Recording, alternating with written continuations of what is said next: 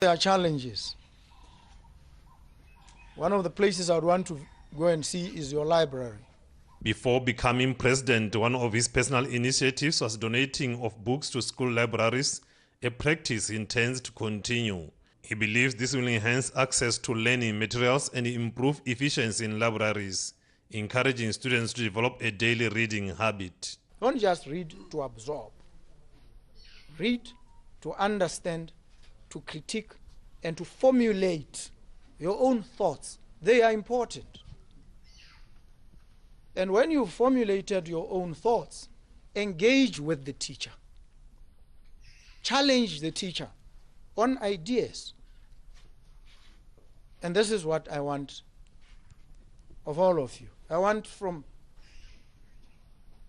as many of you as are here, and even those who are not here, I want critical thinkers. And people who will reflect critically on each and everything that they encounter. Understand it and understand it well. Formulate your own thoughts, your own ideas. There's only one person in this world that you are competing with. Forget about your classmates and everybody else. There's one person only that you must beat, and beat every day, and that's you. Additionally, the president has called on education leaders and teachers to transform the education sector by integrating technology into teaching and learning. Mpho Aaron, BTV News, Maung. Meanwhile, President Boko has left for a working visit to South Africa from today until the 29th of April. President Boko has been invited by his South African counterpart, Mr. Cyril Ramaphosa. The Minister for State President, Mr. Moeti Mohasa, is the acting president. Now moving on, BOTSWANA aims to reposition herself as a driver of trade and economic growth in Southern Africa and beyond by leveraging her strategic geographic location. The statement was made by the Vice President, Mr. Ndaba Gaolathe, who also serves as the Minister of Finance during the Future of Finance and Trade in Africa conference at Georgia at George Washington University in America. Mr. Gaolathe emphasized the new government's belief that Botswana is not landlocked, but rather a land-linked catalyst for regional trade. He noted that efforts are already underway to turn this vision into reality. Monica Siswai. Mr. Gaolathe returned to George Washington University, a place he once attended as a student, now as a leader with significant influence. Addressing a delegation of global scholars and business leaders, he outlined Botswana's vision for driving development and economic growth. Our borders are not barriers, but bridges. Our institutions are not remnants of the past, but instruments of and for the future. We are laying the groundwork for sovereign wealth, driven by our collective knowledge and collective wisdom. We need to invest in blockchain-backed logistics. We need to invest in cross-border financial technologies. We need trade corridors that marry digital infrastructure with ecological sustainability. For too long, Africa focused on extracting raw materials and natural resources. Now the continent is shifting towards boosting intra-Africa trade, recognizing its potential to foster sustainable economic development and integration. Trade agreements like the African Continental Free Trade Area are key to this transformation. At this precise moment, as others pull apart, we are coming together as Africa. The African Continental Free Trade Area is not just a policy instrument. It is the boldest expression of African unity since the founding of the Organization of African Unity. With the Africa Free Trade Agreement, we are not just inventing a new Africa. We are simply remembering who we are and who we have always been. Platforms like this conference reinforce Africa's call to action to create sustainable jobs, industrialize, and strengthen economic resilience. Monica Setswaila, BTV News. The Morupule Coal Mine Chief Executive Officer Mr. Edwin Elias says the mining entity has found it fitting to tailor-make their products so that they can be used in various ways besides power generation only. He said this during a courtesy call by the Minister of Minerals and Energy, Ms. Boholo Kinewendo, who visited Morupule Coal Mine, aiding that diversity and value chain development has been identified as critical ways to ensure that the coal business stays relevant and sustainable. Gabriel Meriki. Morupule Coal Mine is exploring opportunities to expand its value chain by developing and marketing new coal-based products. While the mine is currently supplying coal to BOTSWANA Power Corporation and exports to South Africa for power generation, it now aims to diversify into producing other coal-derived products. We are not only supplying locally, we are also supplying within the regional market, South Africa, Namibia, Helajalo. But we have also... We are not supplying our coal only locally. We are supplying within the Southern African region. But there are other countries such as China and India who have shown interest in our coals and they are happy about its quality. Tested our product. China, India, and some countries in Europe. Me, by dumela bolenja magala a rona. Re na le island gore ra rekisetsa ba ba tshwanang le ba dirang di tena ba ileng gore ba go di tshuba ha ba di tshuba jana ba dirisa mo rate. We are selling our treated coals to those in the brick molding business and also those in the poultry business. They use our coals to heat up their poultry houses. Go na le ba ileng gore ha ba ya go thutafatsa fa dikoko tsa bone di tsalelang teng. Again le bone ba na le ditofo tse ileng gore kana bombaola ba tshuba one magala a rona. So with the coal industry facing increasing pressure from environmental regulations, the Minister of Minerals and Energy has encouraged the mine to adopt more sustainable practices to maintain profitability and job creation. In the issues of business transformation, it is very key that when we look through the strategy, we see that lean focus.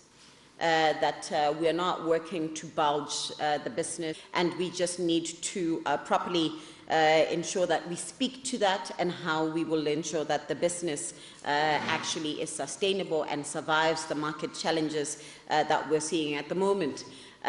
Coal is really challenged at the moment, even though, Trump recently put out an executive order authorizing more coal usage in the US, and some are hoping or anticipating that that will rebound the market broadly globally.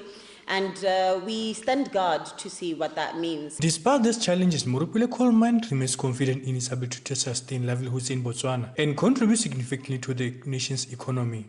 Gabriel Mereki, BTV News, Palape. Women journalists have been encouraged to rely more on the craft and creative skill and only use artificial intelligence tools to amplify their work. State President Assistant Minister Ms. Maipelo Mophuting told the Botswana Women in News alumnus yesterday in Gaborone that technology is useful for efficiency and research, but should not be relied upon entirely. The Women in News Botswana chapter hosted an intergenerational dialogue where Ms. Mophuting spoke alongside a panel of media experts on how AI could be leveraged on in their daily lives. Significantly, other speakers also warned of the threat AI presented to advancing journalism and advised the journalists to guard against their voices being replaced with that of AI tools they employ in their newsrooms. Prior to the dialogue, the female journalists were workshopped on how they can transform their careers in the media space through the help of AI.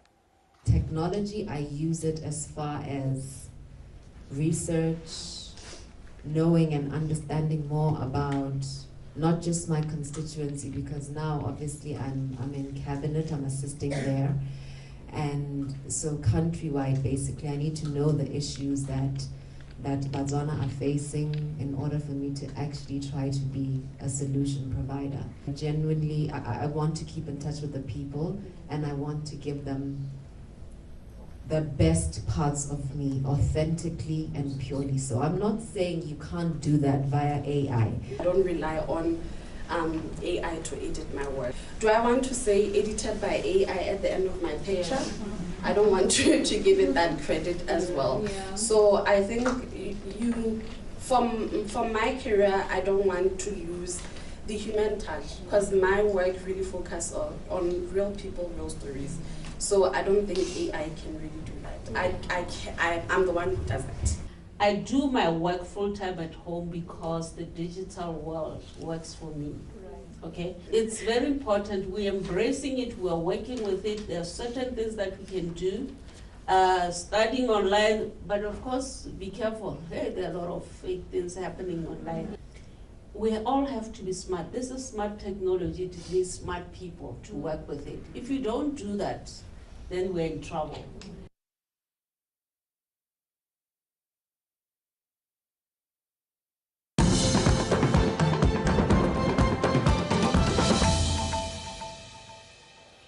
You're still watching BTV News. Thank you for staying with us. Now, moving on. The Assistant Minister of Local Government and Traditional Affairs, Mr. Ignatius Moswani, says the construction of Losabanyana Primary School in Kanye has been on hold for 4 months due to lack of funds. Mr. Moswani said this while touring the project in Kanye on Friday, adding that this has caused a conflict with the contractors as they have not been paid on time.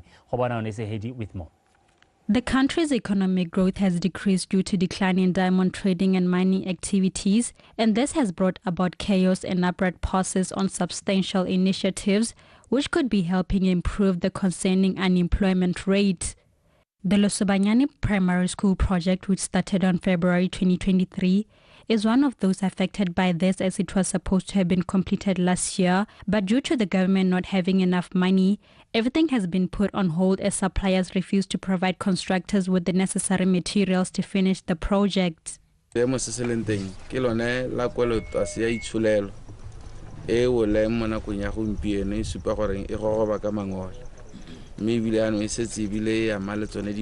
country's economy is a major concern, and many ongoing projects are affected by the state. This also means that a few things have not been done properly from the start, because a project cannot be allocated money that was not even available from the start. For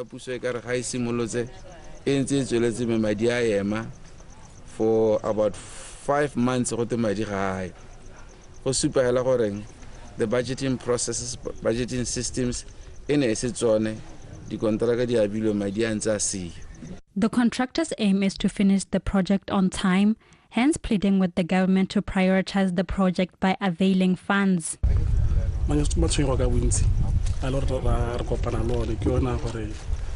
Delayed payments, we have been receiving late payments from the council with reason that the government has no money. Our hope is that money is availed on time, because it has been 3 months now workers not getting paid.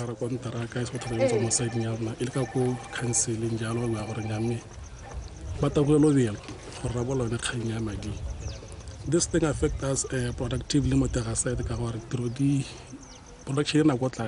Currently, the project is at 90%.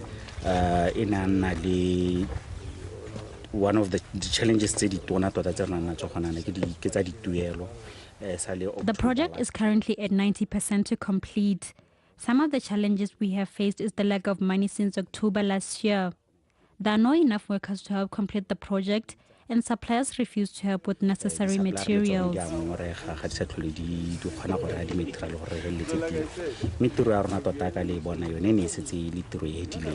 The ongoing Losabanyana Primary School project consists of classrooms and housing for teachers, which all total to an amount of 62 million pula. But Kanye District Council was only allocated 6 million pula to help pay contractors and other suppliers. Khobanane Sehedi, BTV News, Kanye. The Khosi and the Sirinani village leadership gathered at the family of Khaleatle to bid farewell to Sirinani Khosi this morning. Khosi Malang Khaleatle, who died after succumbing to a short illness at the age of 69 this month on the 15th. Letaking area member of parliament Brigadier Domkal Samokhwati attended the funeral at Sirinani as well. Lizzie Class. Multitudes of Serenane village residents and those of surrounding areas as they bid farewell to their leader Kgosi Malangkhaleate. Kgosi Kgaleate, who served as Serenane Kgosi for the period of 12 years, has been described as a hard worker of note who was intentionally in community service, persevering and a man of order. At home, Mr. Kgaleate was the loving patriarch of a large and lively family. He made each child feel uniquely cherished, teaching them respect and kindness by example. We do not expect our father to leave this early, but I believe that most of our family members are wondering where to begin since we're too dependent on him.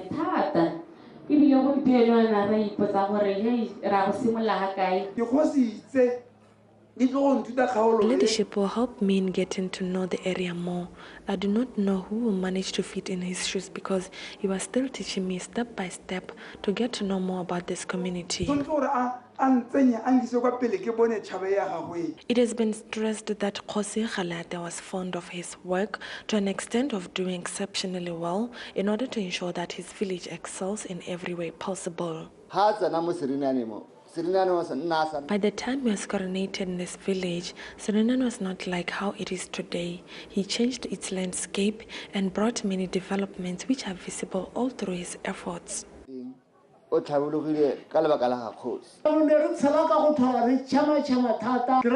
were used to hard work. Kgosi groomed us to an extent of ending up being brilliant.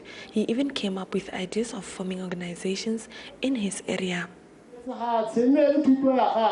The Deputy Bakwena Paramount, Kgosi Lawrence Mhaladi, pleaded with the residents of Serenane to be of good conduct and tread carefully, following the laws of their leader. After his death, we know that there will be a lot of rumors. Let us understand and behave ourselves. Let us not cause conflicts in the royalty. The reason why Bagosi is not given enough respect is because of us on how we behave towards its entitlements. Kgosi Malangkhaleate, who was the headman of records here in Serenane, is survived by his wife, 5 children, 14 grandchildren, 1 sibling, 8 other siblings from his father's side, and 3 sons-in-law.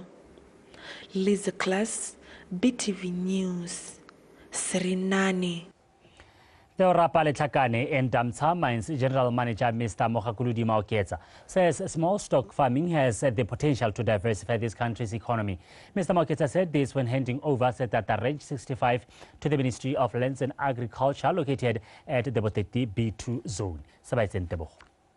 After the relocation of some farmers near Orapa Game Park to cater for its expansion, the BOTSWANA in turn pledged to develop a livestock farm to appreciate the role of the farmers and the then Minister of Agriculture for paving the way for the park. As such, the Setata Range 65, which is about 35 kilometers from Orapa Township in the Boteti Zone 2, was established in 2014 and now is completed and handed over to the government. The primary purpose of the range is to contribute towards improving small stock farming in Boteti and the country at large. And this was not just something that came out of nowhere. It was because as we study Botswana, as we look at the next alternatives for the economy, it became very clear that livestock, small stock, is the way to go. And therefore, this subsector needed to be developed. And Setata Farm was not only going to be where we, rear this livestock or small stock, but rather a center of excellence. Sekaya nela small, small, small, small.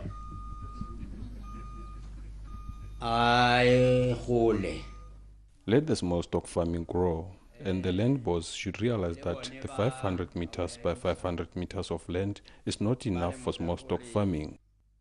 500 by 500 The Minister of Lands and Agriculture appreciated the farm, especially that the government has prioritized developing the small stock sector. Setata is one of the farms tse di yang go changiwa go ya go tswelela gore inne gore go bitsang re breeder di study thing gore go dinne accessible to di-pharmacy tse di ka kwano e sentse go 30 hela. Mme we are committing as a ministry that we are not going to let you down as BOTSWANA. We are going to push your objective. You are not focused on mining diamonds only. You are also improving the lives of people, and we have to commend you for the ideas of diversifying the economy. The Starter Range 65, which measures about 3,600 hectares, is fenced with code-proof perimeter fence, solar-powered electricity, 2 equipped boreholes, goat crawls with 18 Kalahari red goats, and 4 houses, all at the cost of 6 million pula. Sebastian Teboho, BTV News, Starter Range 65.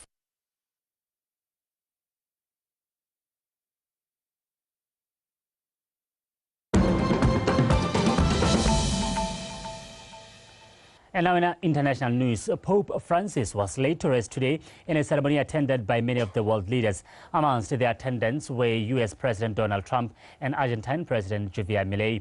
Pope Francis died of a stroke and irreversible cardiovascular arrest on Easter Monday. The tomb of the Pope is reportedly behind a wooden barrier within the Basilica, the headquarters of the Roman Catholic Church, which he chose. It is time for Sport News. Tato Khosimori on standby.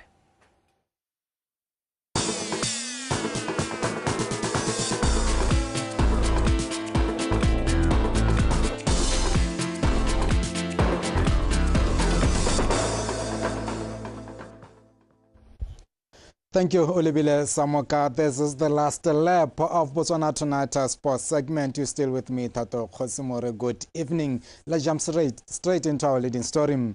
With just 2 months to go until the Region 5 Youth Games, the African Union Sport Council this week held a 3-day classification workshop for athletes with visual impairments.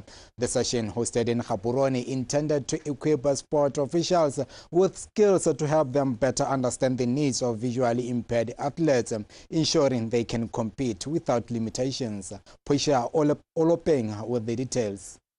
The training workshop was attended by sports officials and experts from Botswana, Lesotho, Malawi, Namibia, South Africa, Zambia, Eswatini, Mozambique, Zimbabwe, and Angola. Led by Ugandan classification specialist Dr. Joseph Sebwana, the training sought to promote inclusion for athletes with disabilities across the region. Region 5 Operations Manager Lisingu Banda said the workshop wasn't just about knowledge sharing, it also strengthened bonds amongst participants. Banda expressed the hope that this would reinforce the region's commitment to providing a level playing field, ensuring every athlete, regardless of disability, can compete with confidence. We have not only witnessed a remarkable exchange of knowledge and expertise, but we have also forged stronger bonds. I have seen how we have already gotten ourselves connected. And we thank the digital world, and we hope that these stronger bonds will improve our shared commitment as a region to ensure that every athlete is given a fair ground and every athlete is confident that they can participate despite them having a disability. Dr. Sebwana explained that athletes with visual impairments are classified as T11, T12 or T13. He praised the participants for grasping key classification principles. B1 or T11, B2 or T12, B3 or T13.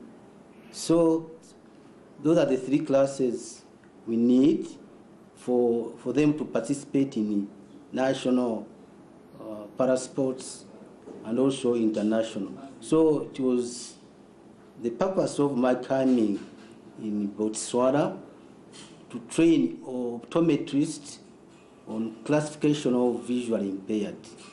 So the training has taken us 3 days, and they are good participants because they learned what is expected of them. Tebatso Umpitletse from Botswana Athletics Association shared her appreciation for the workshop's insights.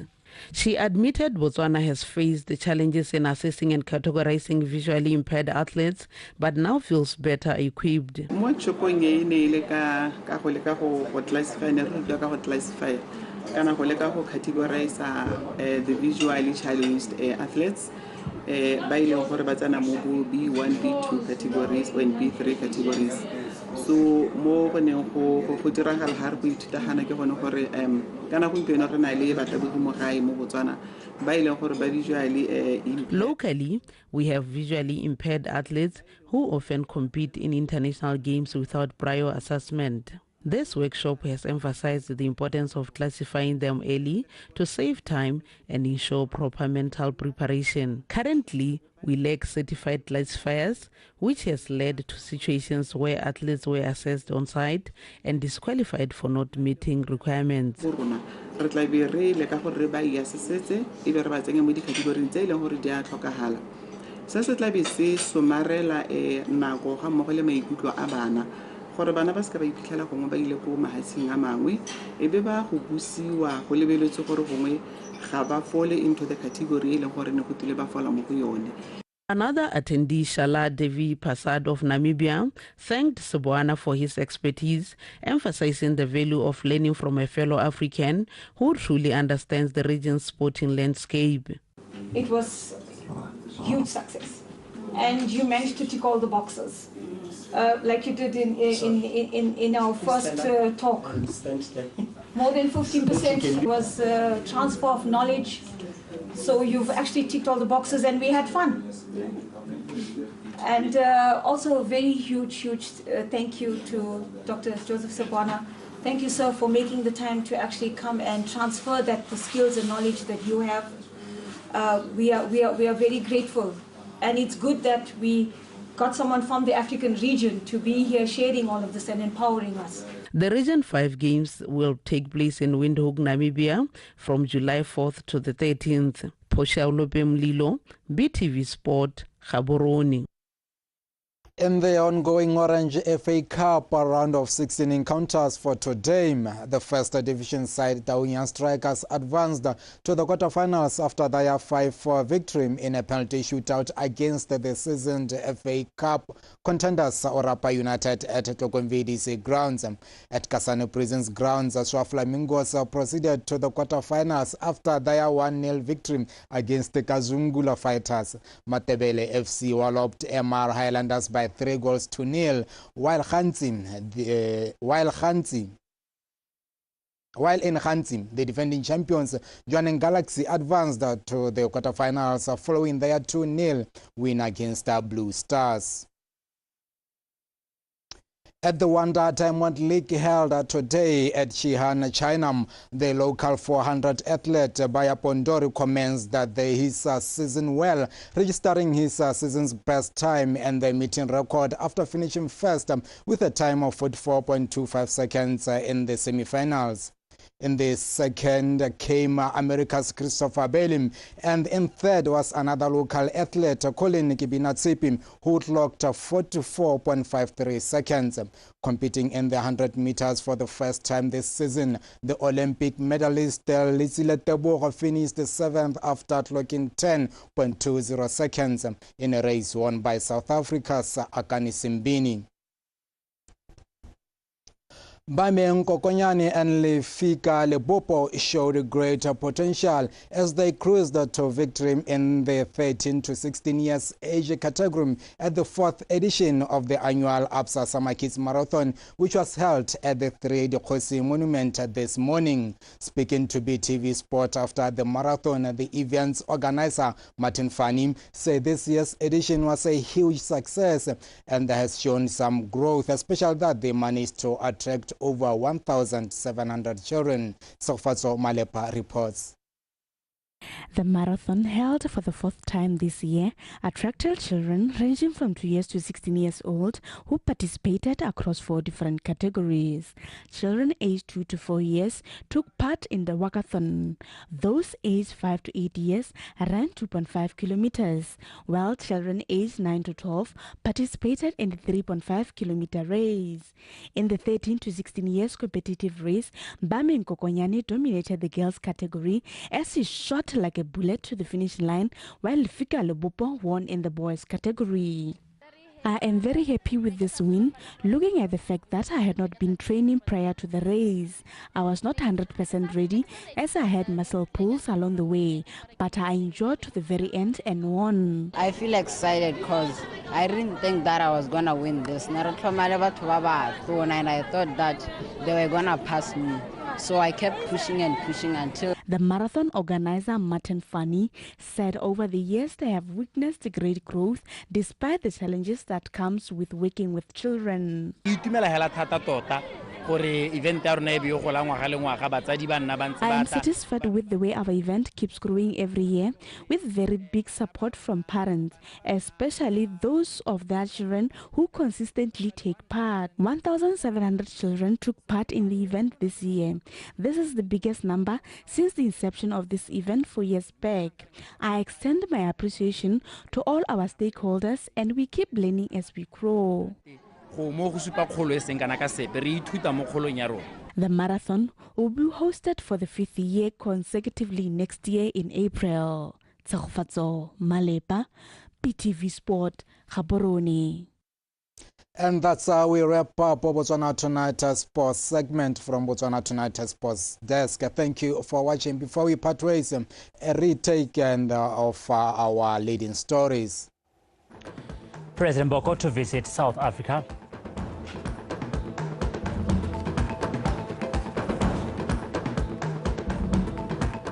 Lack of funds halt construction of school in Ghana.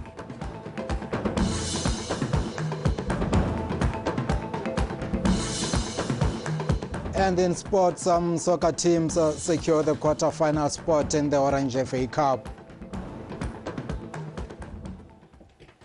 Well, that is all the news we had for you this Saturday. I'll be coming back later on to say my good night.